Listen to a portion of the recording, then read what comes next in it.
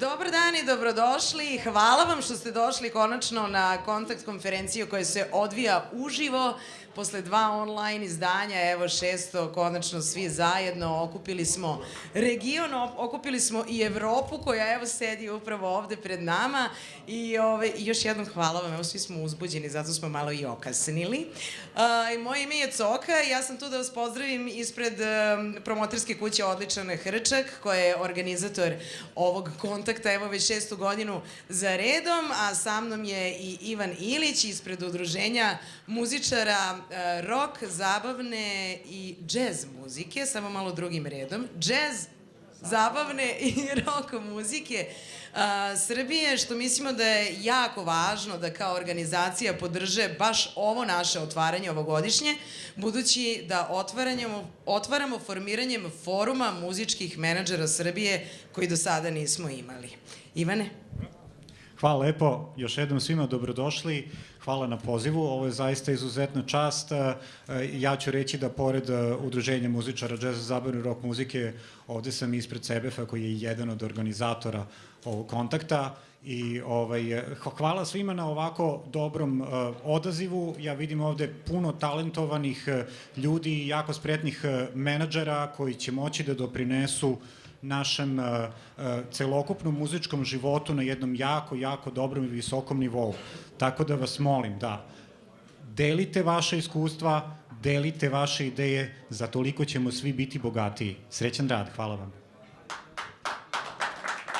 Hvala Ivanu još jednom i drugom Ivanu sada prepuštam ovu voditeljsku palicu. Hvala za cok. Budući da je Ivan ovde Ivan Milivojev, ispred foruma muzičkih menadžera Srbije, koji se evo danas i zvanično i formalno osniva.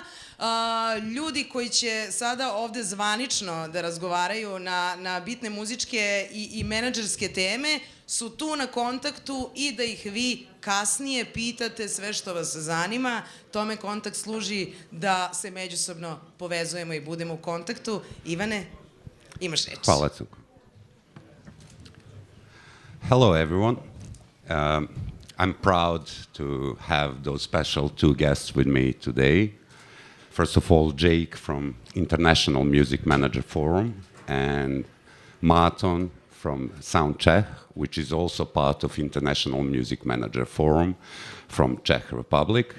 I need to say, many years before, working in the music industry as a festival, obviously, before, I've been inspired by those 2 guys, to make association, which is like Serbian Music Manager Forum in Serbia, especially because lots of informations and exchanging knowledge and everything what we can get from Jake and from Marton and many other members from IMMF, which means we are not alone, which means we can always consult. And what was most interesting, all those members from International Music Manager Forum have different goals, different things what they are doing, and it's quite independent between themselves. The only thing what is common for all of them is improving the work of the manager in music industry.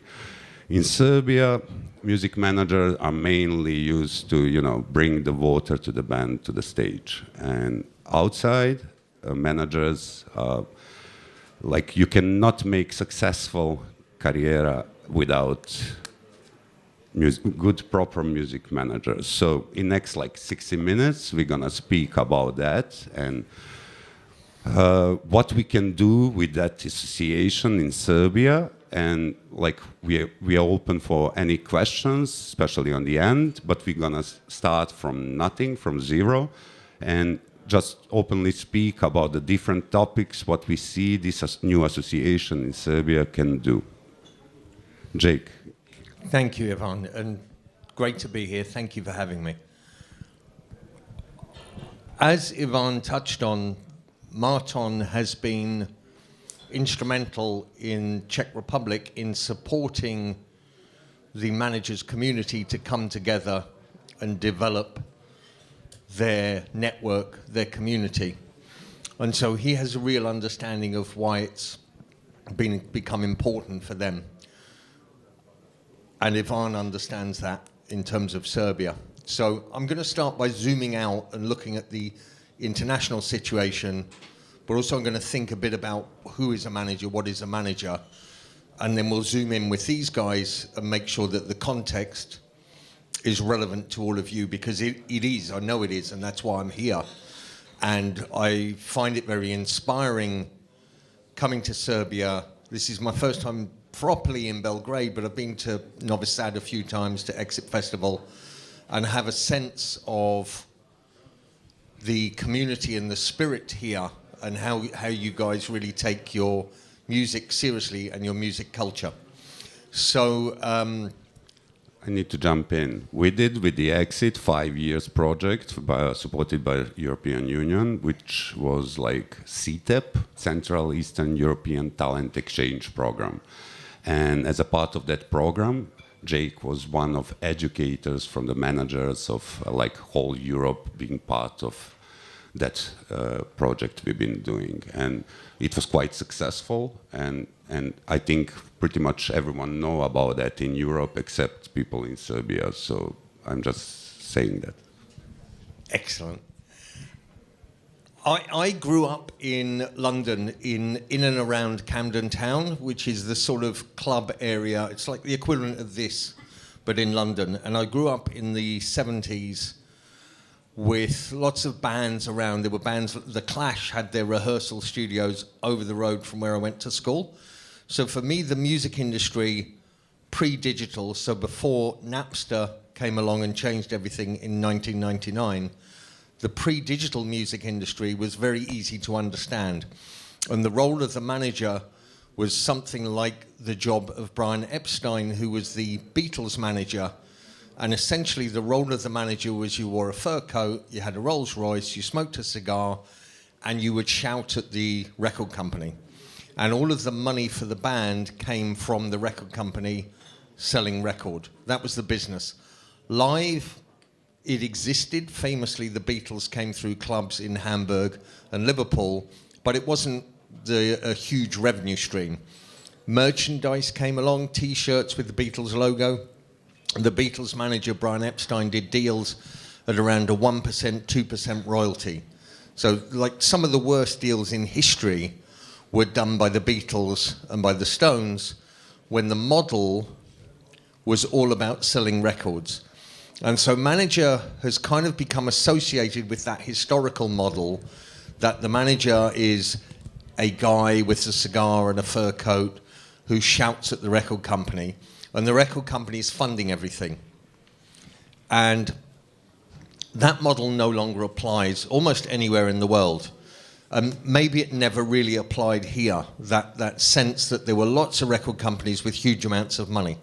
And I'm aware of labels like Moonly Records from Ljubljana next door that have invested in Serbian bands like Repetitor. So the labels have a role here and they're important, but we're just thinking about management. It's not really that profession where you're handling lots of money from a record company and handling a very specific thing. It has become, on a global basis, whoever is responsible for looking after the artist's business. So often that's the booking agent, and the booking agent spots that there's things that the band aren't doing in terms of taking care of their merchandise. Or it's someone at the label who spots that they could be doing more online and helps the artist develop their social media profile.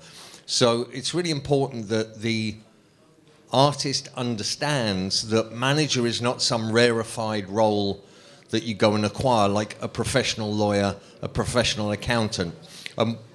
One of the purposes of setting up a Serbian association is to help professionalize the managers.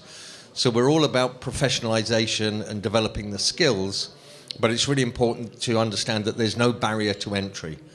It could be the drummer in the band, it could be the booking agent, it could be the label. It's who is taking care of the artist's business, and the artist's business is no longer, what am I getting a record deal? Majority of artists are making their money from live, and so what we mean by a manager is really it's a broad acquisition of developing the artist's audience. I would like to ask you one thing. I would like you to explain the audience difference between the booking agent and the manager, because usually people here think it's the same thing, and obviously it's two different jobs. So everything that the artist does, everything they do, fits into 4 areas of operation. So one area is publishing. They wrote a song, the lyrics, the composition. One area is recording.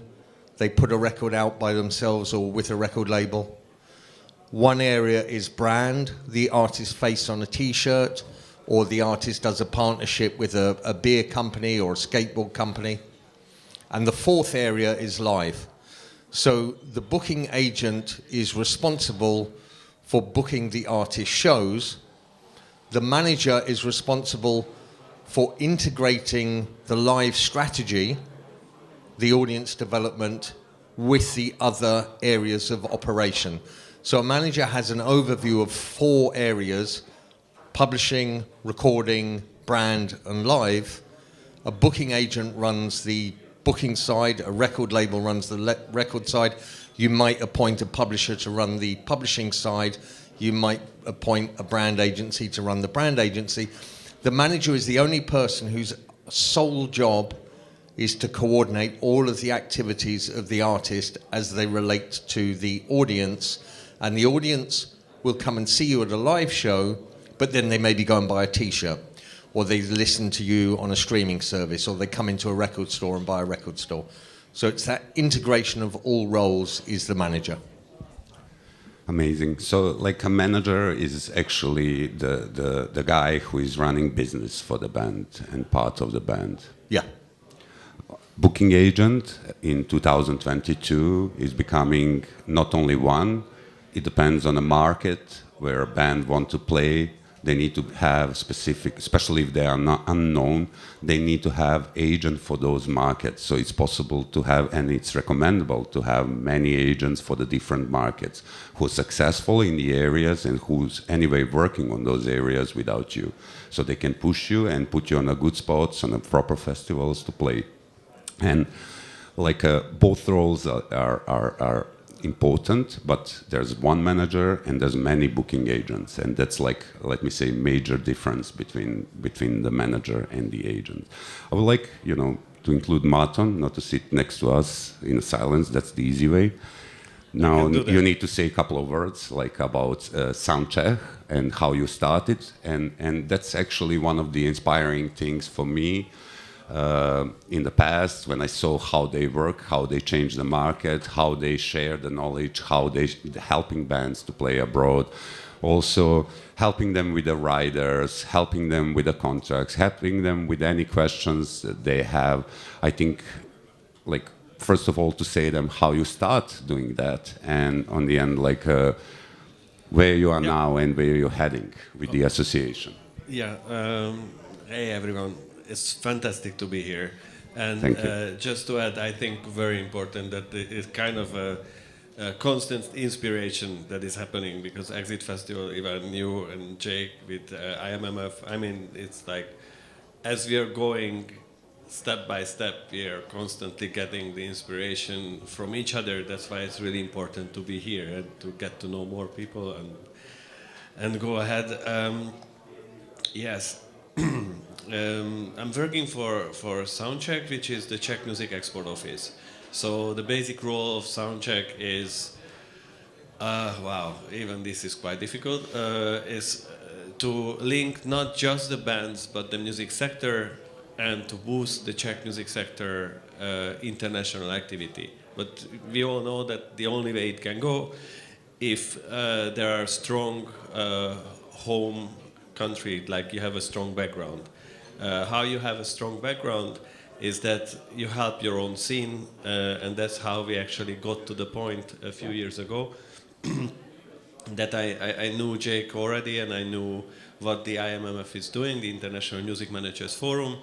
And as we started the export office in Czech Republic, and I'm not speaking about like before, because I have background as a Hungarian. I was working for the Hungarian Music Export Office, so it was a good opportunity to pick up a few things that went not the right direction. One of the most important was exactly that we didn't support enough the local scene to grow and to have its own self-reliant education, share of knowledge, and so on. So when I saw what Jake is doing, one of the points what we wanted to do is to have the Music Managers Forum coming over, and I was keep on pushing the Czech managers that in the only way, and actually this is what I truly believe, the only way that you can do anything is, which might sound a bit strangely detached, because I'm sitting here on behalf of a public office, like a professional part of a public office, but the only way ahead is that if you think what is happening if there's no support.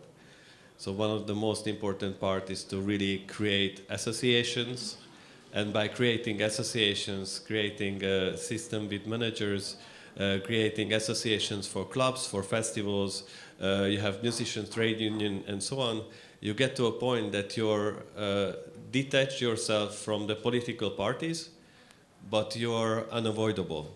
You have to be spoken to. And my experience from Hungary was exactly that there was no critical mass from music sector. That means from one day to the other, the current government could say like, okay, we just switch it off. Tuk. And then we start in 2 years later a different system, which based on all the jobs that you've been doing, and we put our own people there that would be much more, how to put, reliant on the governmental ideas. This is not the case in Czech Republic, luckily. We are very independent, and the way we were going ahead is to try to give a stronger voice to the managers, to link them, to help everyone what is happening if you're touring abroad. You know, I think you very well know the stories with Atakarne. Many of the managers in Czech Republic had no idea. When I was working in Budapest ages ago at a club, we had luckily so many bands that didn't know about Atakarne, and they ended up at our club. So it was like yearly 3 bands for sure, that they just fucked up the paperwork, and they just ended up for a few €100 playing.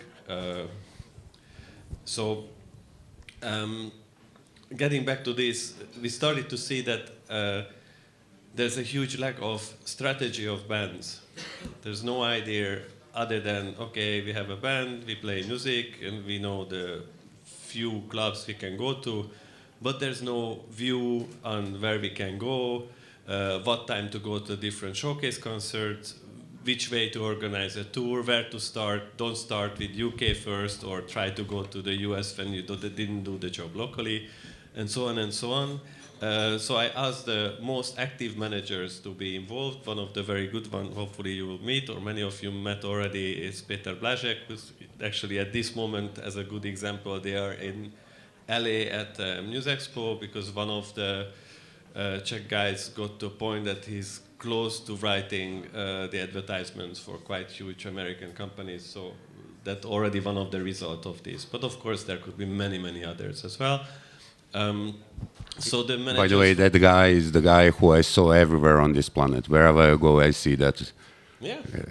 Which means he's very, very good in the job he's doing. Oh, yes. But long story short, basically we set it, and after, as of the export office, for us it's very, very important that we have strong partners. Okay. Mention it like that association, like British Sound Czech, is also working partly as an export office. So it means helping bands to go abroad. Actually, when the bands got a gig abroad, coming to them and asking for help. That help is not only financial, which they have, which is like quite small, like a support boost for the band to have for traveling costs, but there's also support in the knowledge what they should expect from the place where they're gonna play, and if there are any questions, they are always there for them. Yeah, basically, there was a huge lobby to start the music export office, and it happened, and the way it goes is that we constantly try working with all the scene, from festivals, booking agents, promoters, managers, and so on. So the aim is to constantly link. So if you want to come to Czech Republic, and then we would say like, okay, we also have a program, for instance, for bands to have a gig swap concert. It's actually just now will be opened. It's called Soundcheck Connect, and that means that the Czech band comes to Serbia, has a concert together with you, and then you go back to Czech Republic. And aside of that, we're going to different showcase events from Eurosonic to Men to mention main ones. Just mention main ones. Maybe someone is interested in that. Oh yes. Well, I think the one most of you know is Eurosonic, which is, I think, still one of the longest standing, and from my point of view, one of the most effective European live music showcase conference, an event. I think they are over 30 years now. It happens every year in January in Groningen. You can expect there 4,000 and sometimes over 4,000 music professionals, managers, and so on. So, and now I'm jumping back to the point of what we do, because if you never been at an event like that, you have to get to a point to understand what is actually happening there and how you would be able to promote your band or your venue or your agency. Just to say for the audience to understand, that's like a showcase conference where you have like 300 artists playing in 3 days, and it's not possible to see the whole show. So what we all do, it's running from show to the show, and usually see only 2 or 3 songs from one artist and then heading to the next show. So it's like quite important to know where you're going and what you're gonna do and what to expect for the showcase conference like that, because that one is like really major one for Europe, and only European bands playing on that one.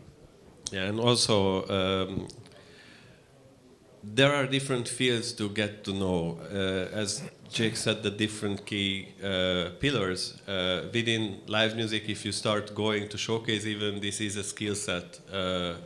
Everyone has to learn how to go, how to present your band. It's not the same as a usual concert. It's different for a manager as well, because the ways to get in touch with agencies that you would like to get in touch, maybe it's not that you just jump on them by the bar. Maybe it's better to know some people who introduces you, and so on, so on, so on.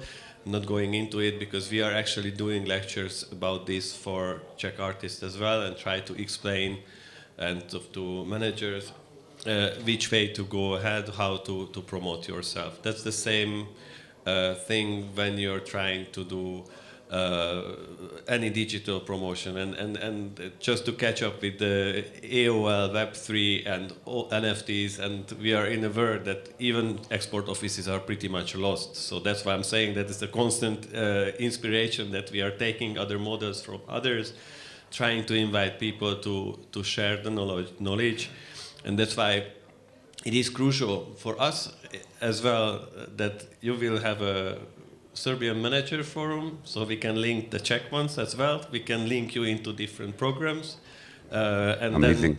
then we can make different things happen. And a few programs that we do, one called Connect Create, which is supporting co-creation of songs. So Czech bands should find or artists another one, and then to make common song together, and we support the process. That is a basis for getting a common tour together. So in every step of the way there should be some kind of support, but it doesn't mean that an office like that would hold your hand and you bring you all the way through. The idea is that you have to find a way to co-support. You have to, unfortunately, invest still your own money. So it's not going to be that big of an amount which you get for a tour support, but at least something to make it realistic. And then the other side, exactly what comes from likes of Jake and Ivan and other managers that could actually give you the different tricks that, oh, maybe you didn't think of having a deal with this brand, or in that company there's a brewery that could actually support you, or maybe what the other thing is that in most of these countries, we are all doing a lot of things. It's important to say it's like there's no one rule work for every market. So whatever is doing it need to be adjusted for the specific markets. And what Martin is saying is actually exchanging ideas and speaking about the things which are working on the different countries.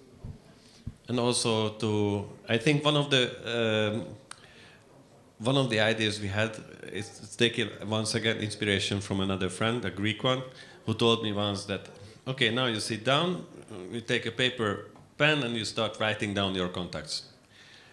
Who are your friends? Which are the clubs you know? Which are the radio stations? Because we are not aware of this, because we are living in it and you don't know.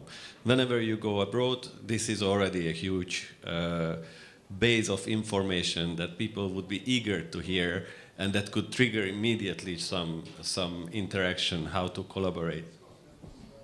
Great. Thank you, Marton. Jake, could you tell us a few examples from abroad, like outside the Europe, how that works from like a undeveloped market till developed one? We even just the word developed and developing, that through platforms like Spotify, there really is a sort of global playlist of Anglo-American music plus some Latin music. And it feels often like the international market is really for American artists. And the responsibility is on all of you guys in the room to bust out of Serbia into the neighboring markets and countries. Because when the American managers talk to me about Europe, I'm like, I'm from London. You can come to London, and that's the center of the music industry. They're not interested. They've understood that Germany is a bigger market than the UK. They've understood that Poland is where all the growth is and has a huge audience and has a lot of students there, and there's a huge demand in Poland for content. And the smarter American managers at the moment, 15 years ago, they wanted to know the name of a booker in London. 5 years ago, they wanted to know the name of a booker in Berlin. Now they're asking me about Krakow, Poznan.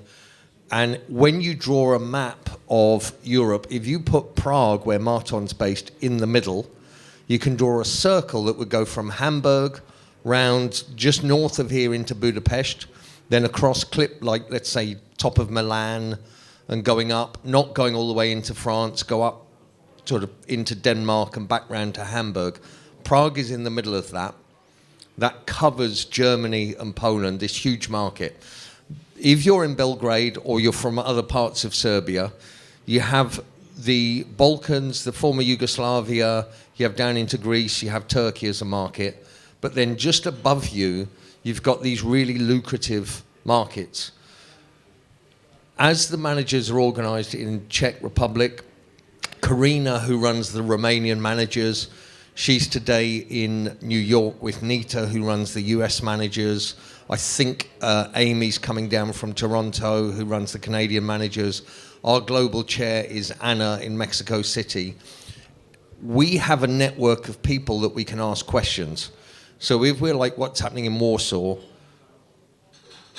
the people who will get helped on the question, what's happening in Warsaw, are the ones who are active in the Czech Republic, who know Marton, or here, you guys organize yourselves and share information. So the best examples we've got of success of this network is when it works at a grassroots level.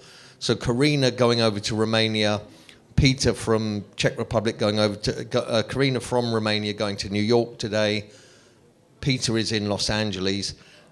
They can tap into contacts in those markets, but probably more interesting is to tap into contacts in Warsaw, Prague, Berlin, and grow through that market, because that's where the big opportunity is.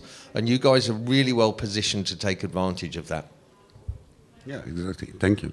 So, like, what do you think will be our natural steps now when we are starting to work? There's too many. It's like, it's open book, like it's empty, completely empty pages. Too many steps. Okay, what would be your advice? Within, build your community, and then within that, identify you have great knowledge and experience of festivals.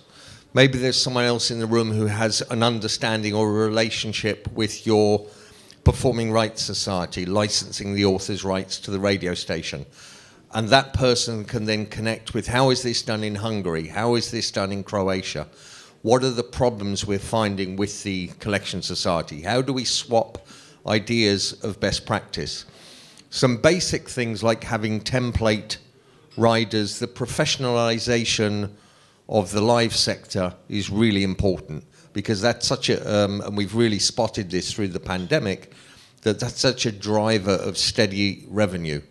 So professionalizing, Marton touched on carnets and papers for crossing borders, visas, standardizing the information on that.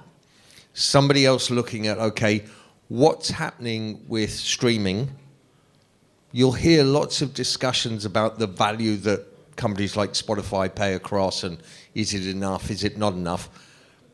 The data that these streaming platforms have, particularly YouTube, is astonishing and gives you great opportunity to approach bookers in other countries and say, look, we're hitting an audience, we can see it on our streaming numbers, even if it's relatively small, we're hitting an audience that correlates to some of the artists that appear in your club, and we can reach out to them. So there's so many roles and jobs that a manager has to do, and the thing that the guys have touched on is we no longer have a one-size-fits-all model. So it used to be the Beatles would sell CDs, a heavy metal band would sell CDs, an electronic dance music band would sell CDs. Now everyone's got a slightly different mix of revenue streams. Some are making money from streaming, some are making all their money from live. So you really have to build templates and areas of skill within your community on each of the topics, and it's about teamwork.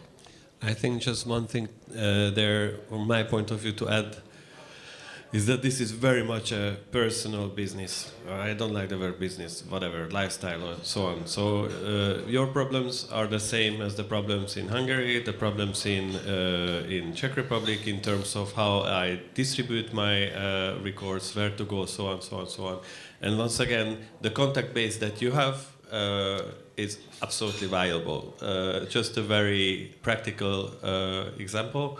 One of my friend, Zsolt, he's the head of the Hungarian Independent Label Association. And with the label association, they got to a point, and I'm saying this actually looking at the record store, that there are no proper distributors anymore for physical vinyls or CDs. So what they wanted to do is to map out the open-minded record stores all around.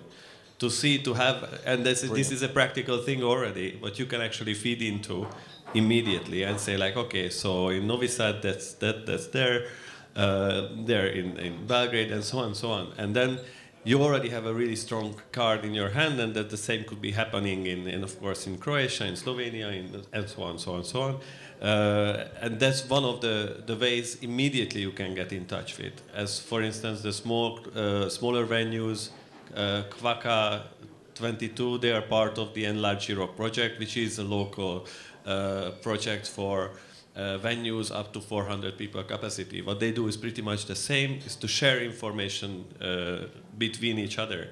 So on one hand, from my point of view, the very, very important that you share information and slowly start to be visible, because, and then once again, I'm not doing politics, I want a critical mass to flip a side of normal thinking, and the way to have that is to join forces, to get to be visible also. So it's like managers are visible, regional managers are visible, clubs are getting together, and so on. Slowly you're developing something that even on a policymaker level, it will be very uncomfortable to reject, because so and so with the voices of your bigger bands and so on, with the support of all those people, you can actually flip a coin, and we can even try to have some support for tours and so on, all those demanded without any political ties.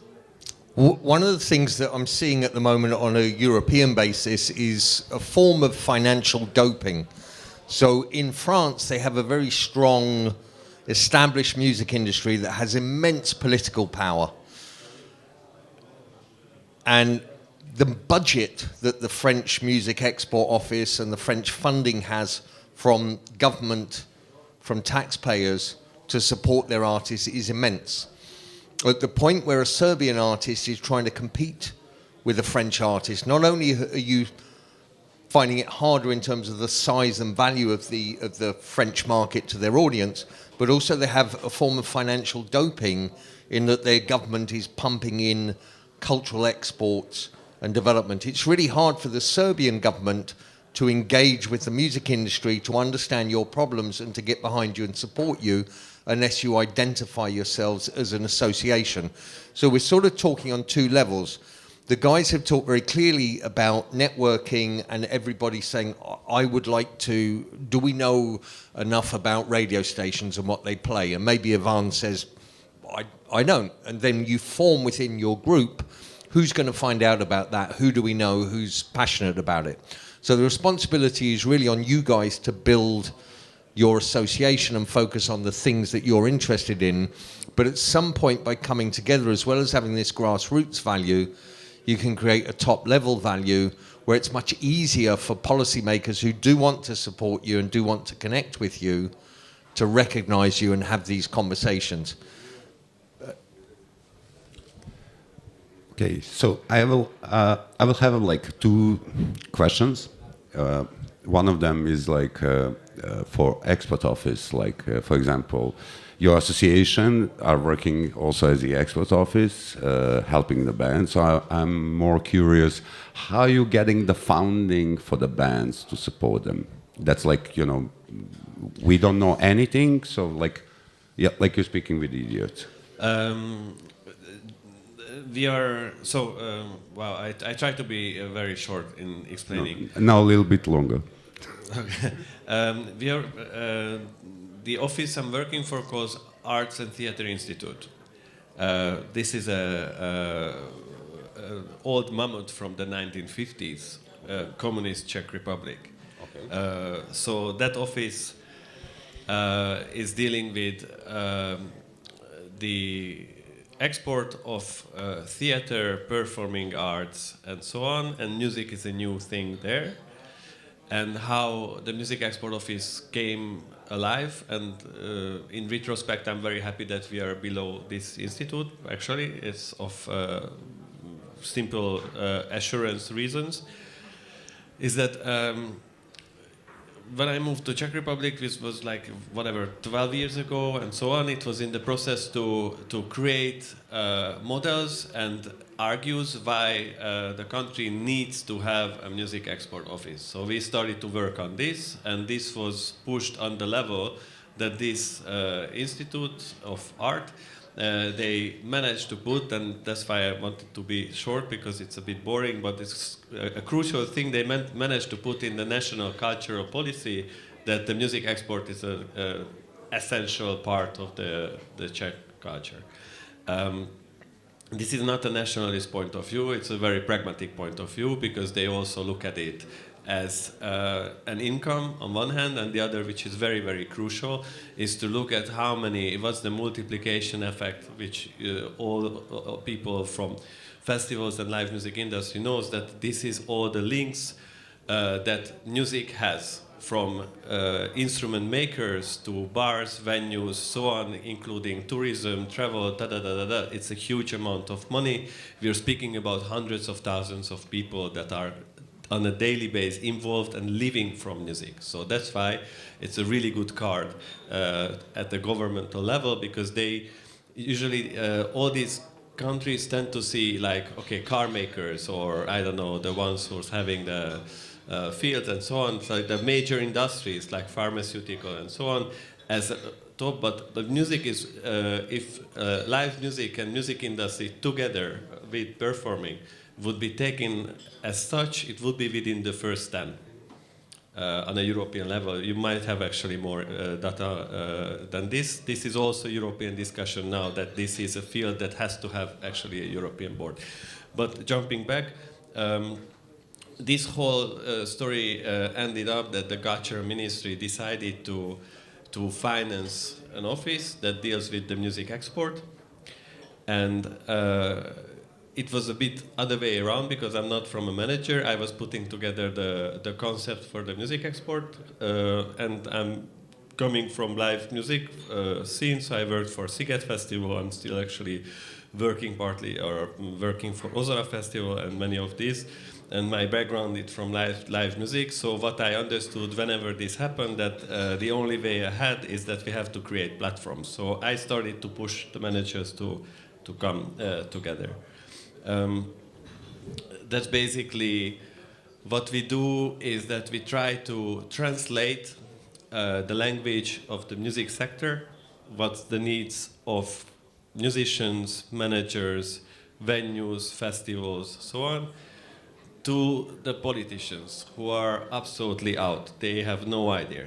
They really don't know. So one way to go is to try to form different alliances and platforms. And even though it sounds very strange and in terms very like kind of a science fiction, but thanks to the, if we can thank anything to coronavirus, one of the outcome of this was something called Czech Music Platform. So we have a platform that has the right collectors, the festivals, the managers, musicians, trade unions, label, all together by one board.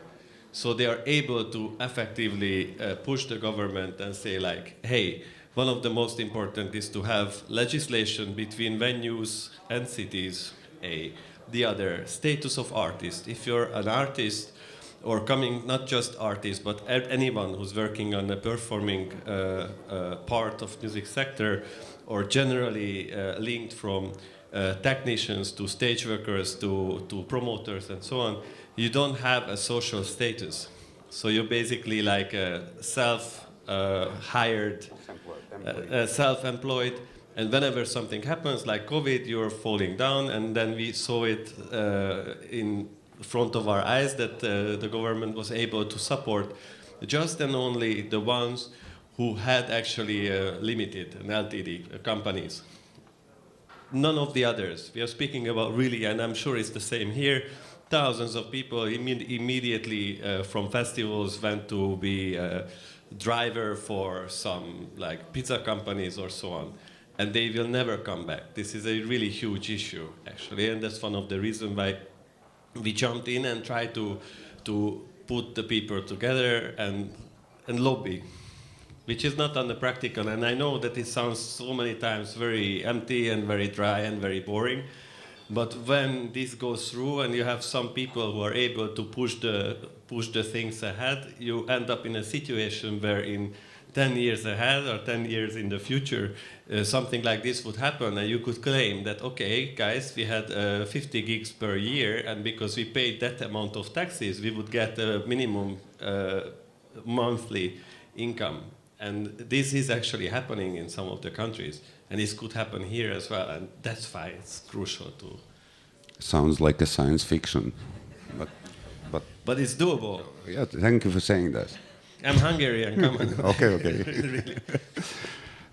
So I would like like to ask a couple of things, like maybe not related specifically to management forum, but it's like you mentioned it, and I want to know when you said like all of those, we have lots of quality bands, but like, you know, not many of them going internationally to play. So I would like to ask you, you know, maybe you don't even know the answer, but like when the band, you said, need to invest to go abroad, what you mean by that, and what should be the focus of the band when they want to play abroad?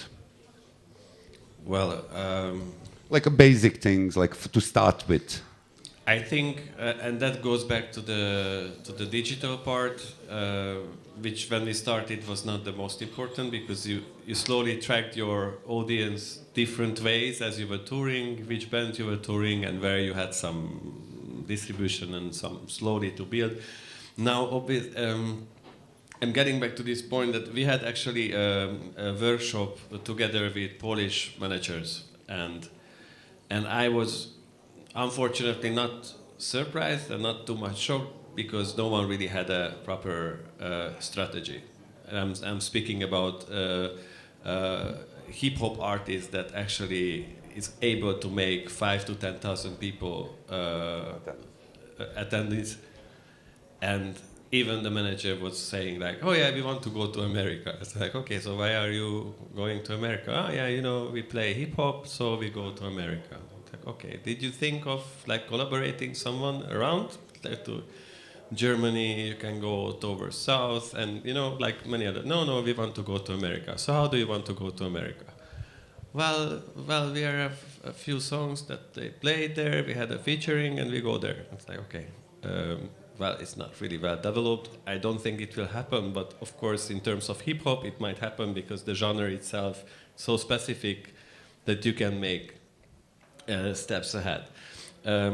I have many examples how we worked with bands. One, which was a positive surprise, Hungarian ska band, some of you might know, called Pannonia All-Star Ska Orchestra. And I'm telling this, I have many good Czech examples as I'm living in Czech Republic, but that was the first which kind of positively surprised me. I got from a friend opportunity for the band to go to Greece. Because the guys were doing the music day, like 21st of June, huge opener event, and they told me that, okay, so we were looking for some Hungarian band, and we like a few, but we are not paying anything to get to Greece, but once you get to Greece, we're gonna take care of you. And I was even afraid to call the guys, like, I knew that they are very active and cool guys, but I was like, hey, Krisha, so there is this option, you can go to Greece, you have to pay the ticket. The band is 12 on stage, 3 crew, so we are speaking Which about... is quite a lot of people for touring. 15 people to go Which to Greece. affect for the costs for the yes, travel. Massive. And I was even afraid to ask them, and he said like, yeah, no problem. What? No problem. yeah. The guy is an economic, so they were the first one who surprised me of having like a proper petty cash, and they were actually working the way that every time they went to concert, they always put something aside. And they had a proper community. It's a ska band, so it's a bit better just by the genre, the community works, so everyone understood. But they were the ones who went to Greece. They played in Athens, the front of 5,000 people, then they went to Volos, also 3,000 people. So the thing that they gained just because they were having a petty cash was huge, and they could actually go back next year. I should remember the name of the festival, but there are many of these examples of bands that were very much prepared to There's go. these two dynamics. One is, I'm a manager, I worked with a Dutch band, they did really well in the Netherlands. We had an invitation to play shows in the States. We did really cool parties in Hollywood. Arctic Monkeys, Arctic Monkeys, Marilyn Manson were in the audience. It was in this really cool club, and the band were playing music that was kind of pop and crossover, but it was sort of edgy, a bit like a British band in 1975, and everyone in the States went wild for them. And when we got back to Amsterdam, it was like, okay, we need to plan the next record around the music you're making now, and we have demand from America, and we can probably get funding from America. And the band decided that what they'd done on that tour wasn't really cool, and they wanted to be a much more underground band. They were like, no, we're like really cool, and we don't like all these people liking us. So they changed their name, and they effectively split up, and they started making underground records, and they believed that the audience would just follow them because they were brilliant and amazing. So it's a really amateur, risky game, being in the band, being a self-managed band, being a manager, being anyone who's working with an artist, because it's such high risk. Marton was talking about investment, how much money you spend to take 15 people to Greece to try and build an audience. At one end, we've got this sort of amateur hour, let's change all the music, ignore the business, ignore the opportunity. Somewhere in the middle is, how do we invest? And what's happening on the far side of all of this is global brands, Adidas, Coca-Cola, Disney, are obsessed with the magic that's happening when a band is in a club, or that emotion that you get when you put a record out. So the music industry used to be kind of there for teenagers and subcultures. And the soft power that we have, that music has, that the artists have as a brand, as an identity, is the thing that the biggest companies in the world are trying to acquire at the moment, because that's how you differentiate yourself, and that's how you build engagement, particularly in a digital environment. So Adidas are relentless in trying to be cool in their marketing and to gain credibility. So we're at a time where the skills that the artist has, the credibility and the authenticity that they have, has never had a greater power. And anyone working with artists and understanding culture as a commodity, culture as a business, has massive value in a broader marketplace. You are basically, when you manage an artist, you're a brand manager. And finding how we professionalize to the level that is what we should be doing when so many giant companies are trying to access the magic that we have is really the exciting thing of the next 5 to 10 years. And the only way you can get a handle of it is to have conversations with other people who are involved in the same process. And also from another point of view, which is the same, but from different lighting, I'm kind of obsessed to find ways to survive if you're a musician or if you're working in music. This is a very, very simplified version of the same. So when we even at Nouvelle Prague did several times panel how not to die of hunger in music business. And that was exactly about like, okay, let's look around which are the ways we can make a living. So I'm a musician, I have a band, I work in a record store, and I also have a record program. I'm a DJ, and I'm also working in a record store, and I'm a musician. This is quite a realistic set, I suppose. Most common. Yeah, it's common. I had very similar. And then you already have the contacts in your hand, what you can actually offer on one hand. And then what you're saying, Jake, is the other part, just from the band side of it, already that I have tracks, I release tracks, I keep tracks as a back catalog. I don't like the word, but like the ones that we didn't release, that you can actually do a lot with still. But you have to have the knowledge how to work with the tracks or the versions of the tracks with, for instance, sync agency, getting into, or even on a local level. Like you don't have to go to Disney. You can be in contact with the local bar or someone who's doing like printing T-shirts, and you just like link up, very, very simple, and you can add music to their T-shirts, which might be absolutely in sync. You guys know each other, like each other, and just by this, you can get from one point to the other. That T-shirt company will do the merch, in very small, practical steps, which is very important. The other, which you didn't speak about, and I think it's very like a kind of a golden. It's something everyone tries to avoid, is to point out negative elements.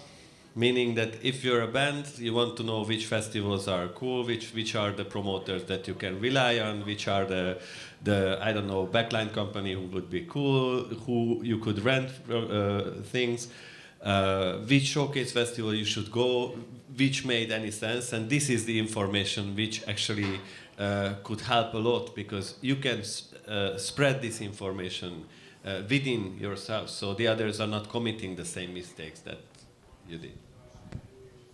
Thank you. So, I think we are close to the end. Peja is saying. So it's a time for the questions. Is there any questions for the audience? I would like to hear some questions for our guests. Not that they came for nothing. So if anyone got a question, please ask now. We will wait. We will wait. We will wait. Peja, ask something. Okay, we just scratched the surface, and we're gonna speak a lot more about it. This is the first time we are speaking about Serbian Music Manager Forum, and it's just beginning. I hope to bright future, but this Corona thing made one for us here, and to be connected with you guys, because there's lots of things we can learn from you guys, and we can share the knowledge with the musicians and artists over here, and I expect only the good things. It's a forum. It's up to you guys to own it and participate in it. It's a community. And I think everyone is eager to get in touch with you guys. So from the side of the Czech part or the Hungarian, so the doors are open. Thank you. Thank you, guys. Please.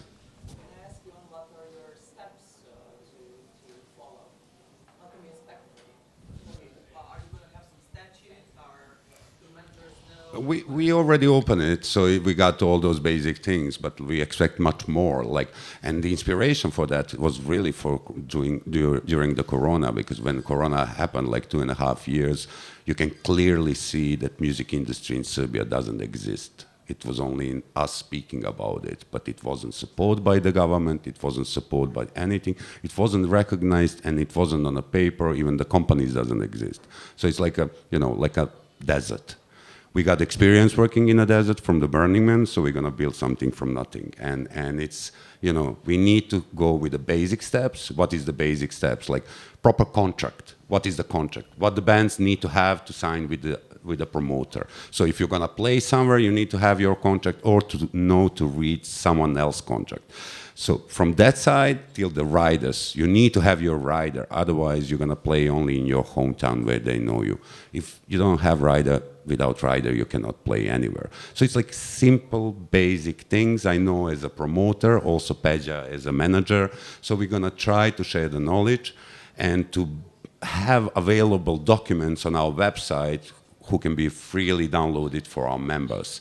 And beside that, we would like to do export office to help the bands, with, whatever we can do, even if it's small amount, we will try to do the fundings for that to help our bands going to play internationally abroad. And many, many other things, like Martin said, they have different programs because they're older than we are, which are using to connect different manager forums from different countries, like collaboration about specific song or specific things. Also to do, we can make our own program having the bands from Serbia playing abroad, for example, Naked, they're playing everywhere in Europe. They can share that knowledge with the younger bands, upcoming talents, and share the knowledge what they have, because that knowledge is based on kilometers they have, and they spend lots of time traveling abroad.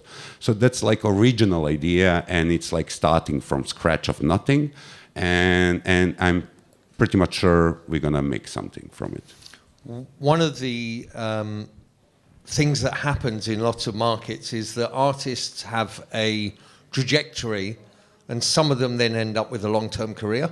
But some of the artists that have short-term success, like the Dutch band that I worked with in the States, they then disappear or fade away. And the manager learns from that process, and then maybe they go and work with another artist. And the artist is the center, is the basis of all of the industry and all of the revenue streams. But the manager, whoever that is, provides continuity of knowledge and professionalism within the industry that then is available to the next generation of artists. So it's absolutely crucial for all stakeholders in the industry that management is professionalized, because that's how your next generation of artists can lean into the experience that was gained from all the errors that people like me have built up. Just another question. Should.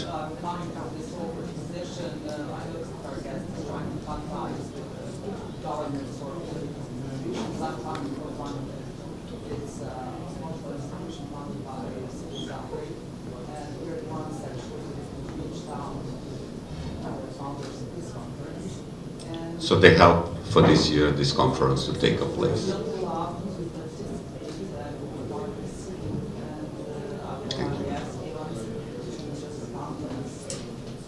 Thank you.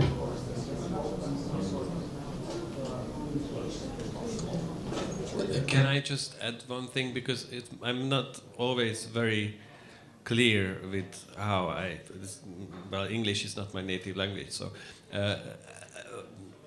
what I mean is I'm not making any political statement, because I think music and free music and connecting via art is a statement on its own. and what I believe that politics should support, that would be the second step, not before it. But that's it. And in Czech Republic, this is happening very well for the moment. I knock it on wood. That means that the input, and that's what I'm trying to inspire you with, that it is a way that the opinion from the music sector would actually be listened and followed by politicians, because they know that you cover so huge, vast population that are actually listening your words and so on, that it can be a very, very healthy way to go ahead. And by the way, the cities are the best supporters for music, because it's not centralized. It's much more easier, and city politics are much more down to earth, how to write different policies that on just by the policy itself would help the venues, the festivals, the so on and so on. So, yeah. Yeah, that's it. Thank you.